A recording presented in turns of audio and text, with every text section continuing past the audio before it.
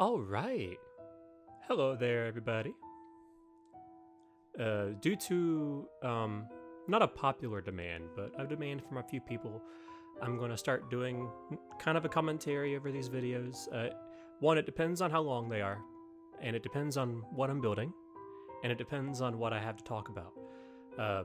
Generally, with building all these shops, it's going to be the same process, doing like using foam core or foam board or cardboard. This is Wiseacre's wizarding equipment. So with this building, I'm focusing the design mostly on what is at Universal Orlando Resort with that Wiseacre's building. There, it's on the right side of Gringotts. However, on the model, I'm putting it on the left side because it fits there the best with what I have on the model.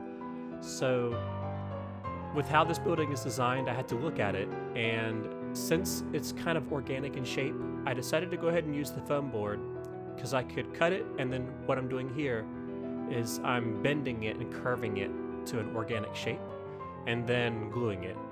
Now, what you don't see in the footage is a lot of time just spent waiting for glue to dry. So whenever I'm just waiting for glue to dry, I don't record. There's no need. So even though the footage says, 25 hours of time lapse, that's recorded footage. In real time, I've spent about 36 hours on the construction of this building because I've had to wait for glue to dry or hold pieces together so that the glue dries before moving forward. Gringotts is a bit different in construction because even though the building is an odd shape, all the walls are flat. There's no curves to the walls, so I had to build a skeleton for that one and then put the walls on the skeleton. Whereas this one, I can just make the inside mostly hollow. So I really have to look at the building itself and determine it, because you see how curved that wall is? I'm having to cut the wall, curve it, bend it, put it on. And this one, you've noticed I've already cut out the windows where the windows and doors are going to go. I didn't do that with Gringotts. Even though with Gringotts the windows are supposed to be inset into the wall like this building, I just didn't do it. But it's okay. Shh. So I believe the longest portion of this video is me making windows. So because each window takes about 30 minutes to make.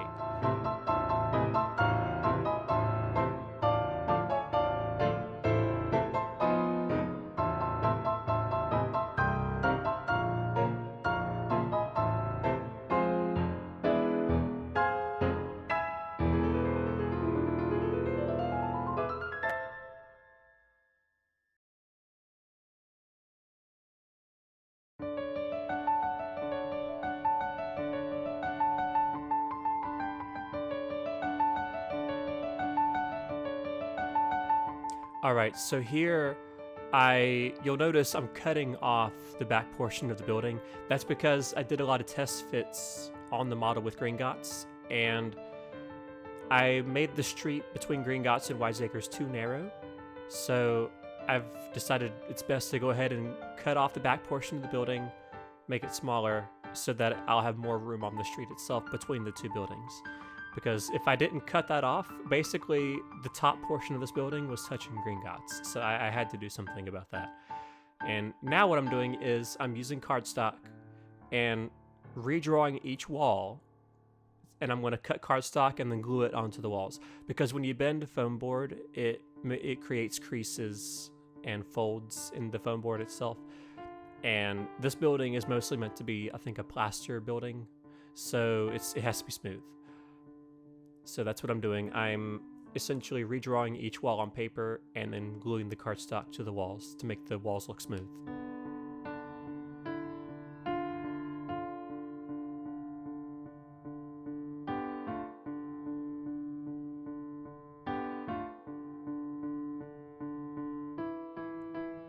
The only problem with how this building is designed is it's a bit top heavy because the base is so small. But again, it's just because of how it's placed on the model. And you'll see towards the end of the video, I'll include construction pictures. I didn't take any photos during the construction of this building because I figured it wasn't really necessary. Because one, my photos are like 4,000 by 3,000 pixels.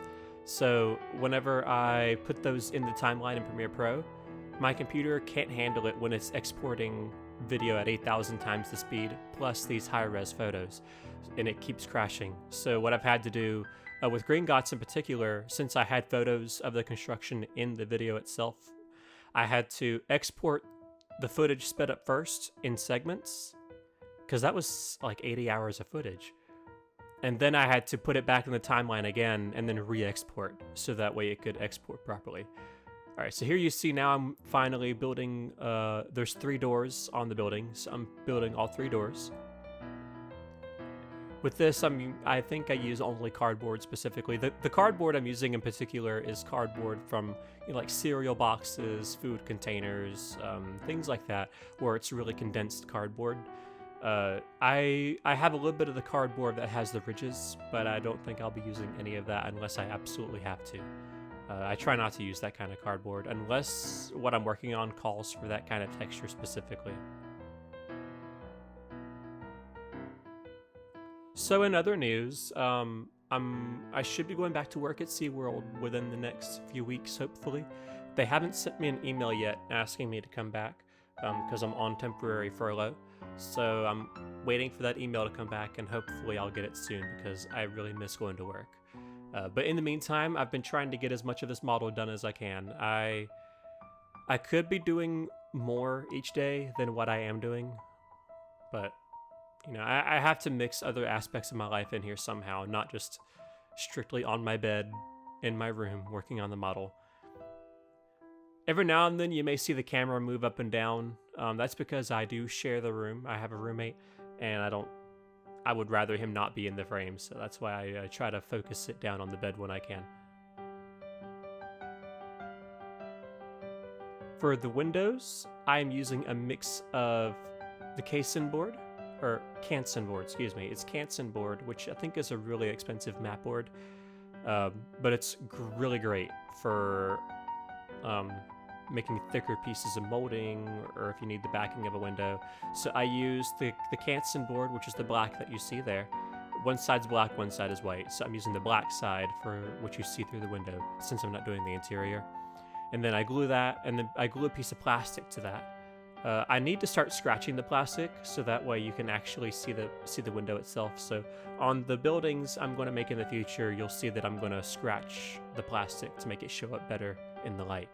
And then I use cardstock on top of that, and that's what the actual window frames are made of. 2 layers of cardstock.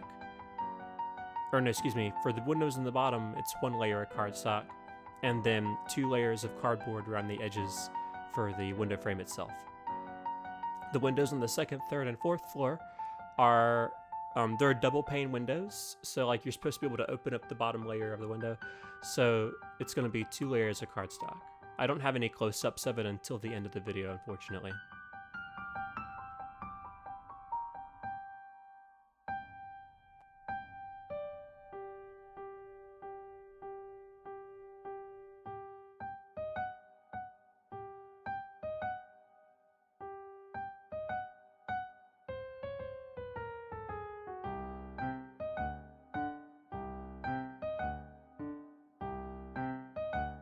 The windows is what takes the longest for me to make, because each window averages about 30 minutes.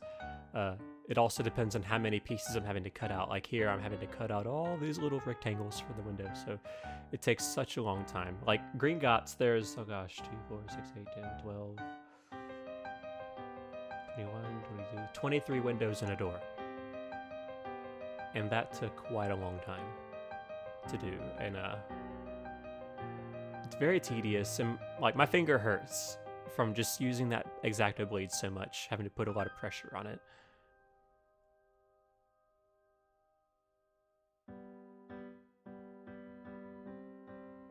Constructing this building was relatively easy. What's going to be hard is actually painting it. And I'm going to use the same paint scheme that Universal Orlando has. I use Universal Orlando a lot because J.K. Rowling approved all of those details. She approved all of those designs. They went through her first. And but the actual model itself is based on the movie set from the first and second films. However, since Diagon Alley changed along with the series, I've had to adjust the movie set design a little bit to include Weasley's Wizard Wheezes,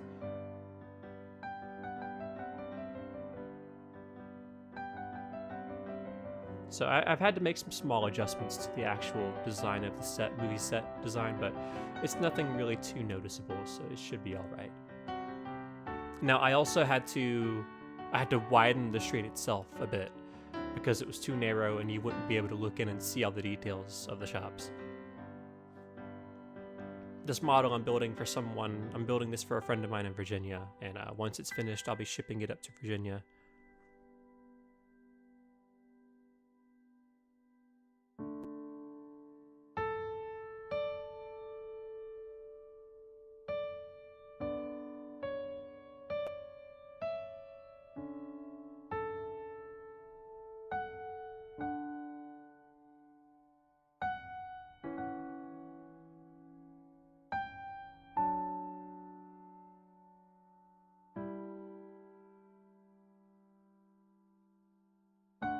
This last batch of windows, I'm doing them all at the same time because it's a little easier, it's a little quicker to get them all done if I just do all the cutting at once and then all the gluing at once.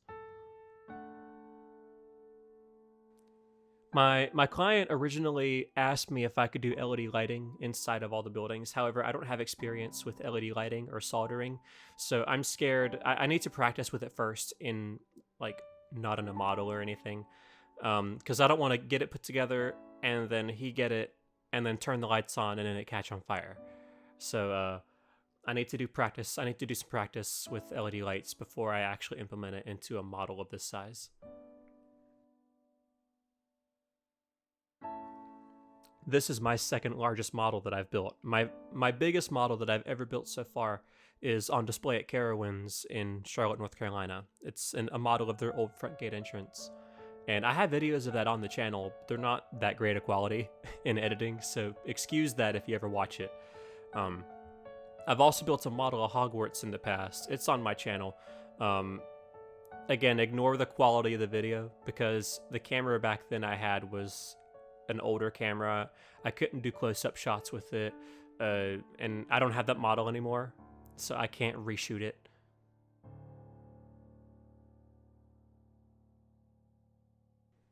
You know, I worked with what I had back then.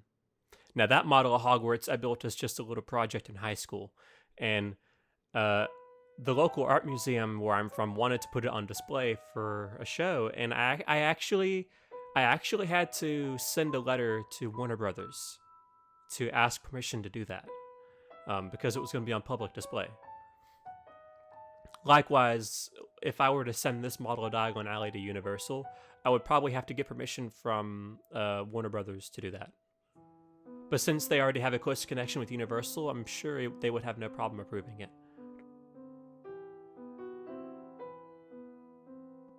Now what I'm working on is there's a bit of molding trim that goes around the first floor, so that's what I'm doing here.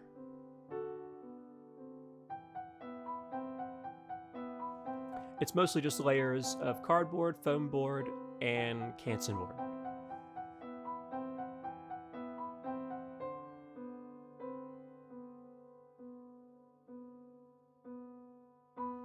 The first step was to cover up where you could see the sides of the foam board because that's not the texture that I want when I paint over it. So I had to put cardboard over that to give it a smooth texture, again on the top as well. And then I'll start layering, putting on the layers of cardboard.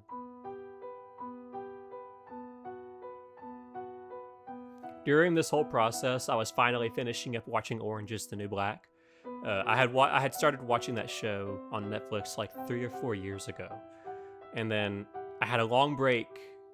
I think I had started like season 3, and then out of nowhere I stopped watching. And then 3 years passes by, and then I finally start watching it again. And that last season, wow. Let's just say I was in tears.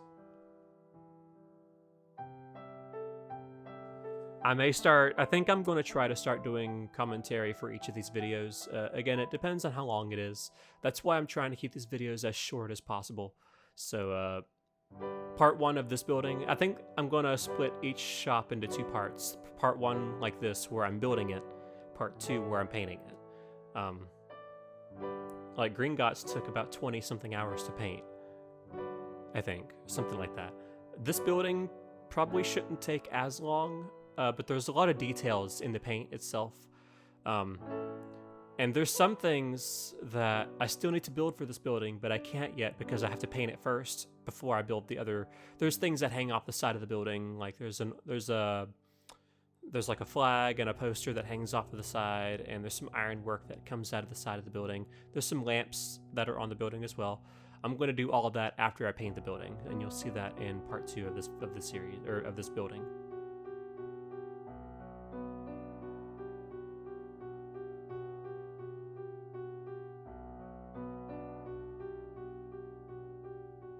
So we're coming up to about 3 minutes left of the video.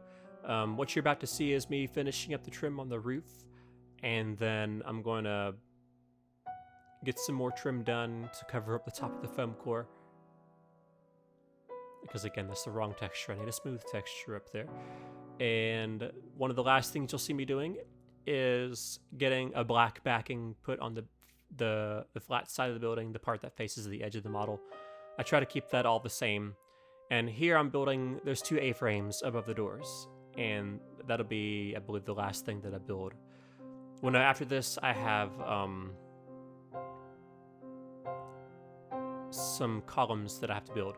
So these A-frames are made of a mixture of foam board, Canson board, and again, cardboard. Those are the 3 main materials that I use, along with cardstock, but usually the cardstock is for things like trim details, windows, and other details like that.